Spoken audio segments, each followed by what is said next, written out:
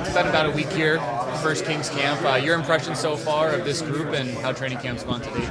Yeah, the group's great. I mean, from day one, I was just saying how all the guys, from the moment the trade happened, and they're sending me messages with phone calls and making me feel welcome.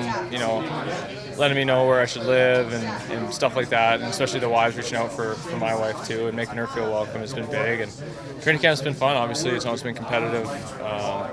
It's been pretty fast, good paced, and for us, we're just trying to take it day by day and get better every day. And obviously with the new coaching staff, learning the new systems and things that we're going to tweak here and there. But I mean, you look at this room, you look at the guys that have been in this room for a long period of time, like Kobe, Drew, and Juice, and any of the other veterans in this room. They're great, and they've been leading by example, and it's been easy to mesh in and be a part of. You talk about the physicality. I know you weren't here past years, but guys have talked about this camp being more physical, more competitive, more intense. Is that a part of your game that you feel you can bring to this group? When you're in the lineup? Yeah, I think so. I think for me, I like to play with an edge. Obviously not the biggest guy in the world, but for me to show up like that and add that wrinkle in my game, it's something I take pride in. And obviously it's a piece that for me is helped me. I think obviously being able to contribute on that way. Obviously not all guys are going to play power play, but if you could play PK, block shots, be physical, make it hard on the other team. That's something I take pride in.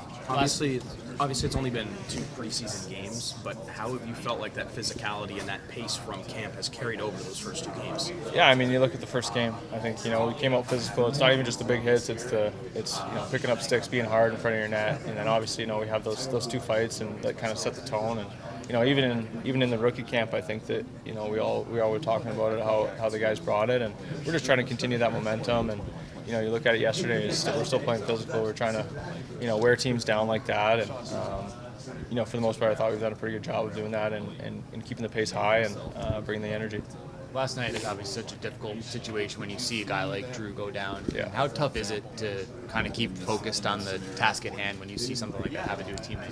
Yeah, it's tough. I mean, I think it happened a second or third shift into the game. It's something you hate to see. Like, obviously, it's really tough, to click back in, and because you are worried about the person. And like I said before, he's such a pillar to this team and this organization on and off the ice. And we know he'll be back, and when the time comes and once he's healthy. But for the meantime after that, it was just kind of lock back in and let's pick up the slack for him, because you don't want to waste a game on that. And everybody made sure to see how he's doing, I think, in between periods and after the game, and kind of just see how he's doing and feeling. But for the most part, I did like the way that we kind of locked back in and grinded that one out.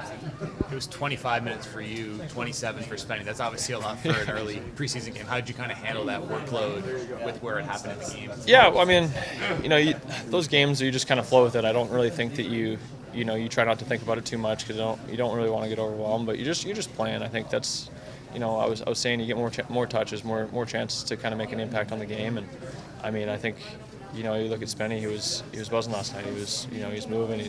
From the first day I got here, I was just saying how smooth he is and how good his hips are with the puck, and his deception. So I mean, that was on full display last night. So I mean, for us, I think we were just having fun playing hockey and trying to make an impact. It's obviously never the way that you want it to come, but this could open up maybe a little more opportunity for a guy like you. Do you see it that way? As like, hey, this could be a chance for me to show what I can do as well? Yeah, I think so. I mean, like you said, you obviously don't want it to happen that way, and especially, like I said, it's Drew Doughty. Nobody wants him on the shelf, but obviously there's chances for people to step up, and you got to be a deep team to be a good team, and for me to get chances to obviously maybe get some more touches and create more, like you said, more of an impact on the game. It's something that I obviously don't want to wander away.